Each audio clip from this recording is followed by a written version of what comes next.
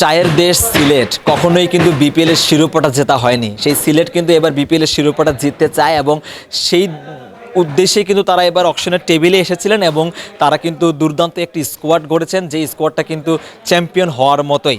আমি যদি সিলেটের স্কোয়াডটা নিয়ে একটু পর্যালোচনা করি, তারা কিন্তু ডিরেক্ট সাইনিংয়ে মেহেদী হাসান মিরাজকে অন্তর্ভুক্ত করেছিলেন, সেই সাথে সিলেটের লোকাল বয় নাসুম আহমেদকে কিন্তু তারা অন্তর্ভুক্ত করেছিলেন। নাসুমকে নিয়ে আসলে নতুন করে বলার কিছু নেই। নাসুম টি-20তে বর্তমান বাংলাদেশেরই one of the finest cricketer, যিনি কিনা দুর্দান্ত ফর্মে আছেন, তিনি খেলছেন। এবং মেহেদী হাসান মিরাজ গত বিপিএলের কিন্তু তিনি সেরা ক্রিকেটার ছিলেন, সেরা পারফর্মার ছিলেন, ম্যান অফ দ্য টুর্নামেন্ট হয়েছিলেন। সেই মেহেদী হাসান মিরাজ কিন্তু থাকছেন এবং মেহেদী হাসান মিরাজ কিন্তু তাদের অধিনায়কত্ব করছেন। সেই সাথে তাদের বিদেশে সাইনিং, ডিরেক্ট যে সাইনিংটা ছিল সাইম আইয়ুব কি করতে পারেন সেটা নিয়ে নতুন করে বলার কিছু নেই।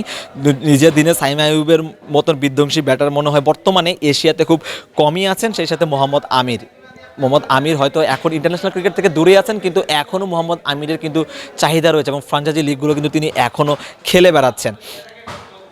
আমি যদি এখন অকশন টেবিলের কথায় আসি, অকশন টেবিল থেকে আসলে তারা কাদেরকে দলভুক্ত করলেন?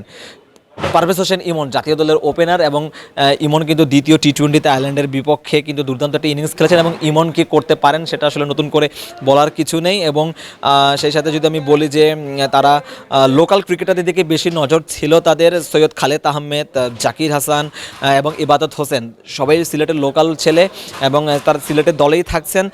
এবং সেই সাথে যদি আমি ইয়াং একজন ক্রিকেটারের কথা বলি, সেটা কিন্তু হতে পারেন তৌফিক খান কিন্তু তুষার নামে তাকে সবাই চেনেন। তৌফিক খান তুষার কিন্তু দুর্দান্ত হার্ড হিটার ব্যাটসম্যান এবং নিজের দিনে তিনি কি করতে পারেন, যারা ঘরোয়া ক্রিকেটটা ফলো করেন তারা সেটা নিশ্চয়ই ভালো জানেন। এবং বিদেশি সাইনিংয়ের ক্ষেত্রে তারা কিন্তু অ্যাঞ্জেলো ম্যাথিউসকে অন্তর্ভুক্ত করেছে, শ্রীলঙ্কার লেজেন্ড ক্রিকেটার, একসময় নিয়মিত আইপিএলে খেলতেন, বিপিএলও তিনি এর আগে খেলে গিয়েছেন। এবার কিন্তু অ্যাঞ্জেলো ম্যাথিউসকে কিন্তু সিলেটে দলভুক্ত করেছে।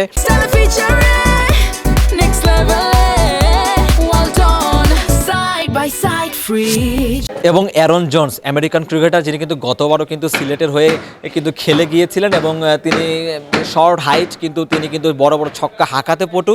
সেই অ্যারন জোন্স কিন্তু এবার কিন্তু সিলেটের ডেরায় থাকছে। সেই সাথে রনি তালুকদার এক্সপিরিয়েন্স ক্রিকেটার, যাদের তিনি ঘরোয়াতে সবসময় ভালো খেলেন, বিপিএলে তো বরাবরই ভালো করেন, জাতীয় দলের হয়েও তিনি বেশ কিছু ম্যাচ খেলেছেন এবং তিনি কিন্তু সেখানে ভালো করেছেন। ওভারঅল যদি আমি সিলেটের কথা বলি, সিলেট একটা ব্যালেন্স একটা টিম গড়েছে এবং এই টিমটা নিয়ে কিন্তু তারা অনেক দূর পর্যন্ত যেতে পারে, সেই প্রত্যাশা তারা করতেই পারে। এবং অকশনের শেষে যখন প্রেস কনফারেন্সে যখন সিলেটের মালিক পক্ষ এবং সাথে মেহেদী হাসান মিরাজ এসেছিলেন, তারাও কিন্তু বলেছেন যে সিলেট কখনোই চ্যাম্পিয়ন হয়নি, সো এবার তারা সিলেটকে চ্যাম্পিয়ন করতে চান। হয়তো তাদের সেই প্রত্যাশাটা পূরণ করতে পারবেন বলেই তাদের মালিক বলছিলেন যে সিলেট সেই প্রত্যাশাটা, সিলেটবাসীর সেই প্রত্যাশাটা পূরণ করতে চান বলেই তারা মিরাজকে অন্তর্ভুক্ত করেছেন, যিনি বিপিএলের সেরা পারফর্মার, এবং তিনি প্রত্যাশা করেন যে মিরাজ এবারও বিপিএলের সেরা পারফর্মার হবেন এবং নিজের পারফরমেন্স দিয়ে তিনি তার নামের প্রতি সেই সুবিচারটা করবেন।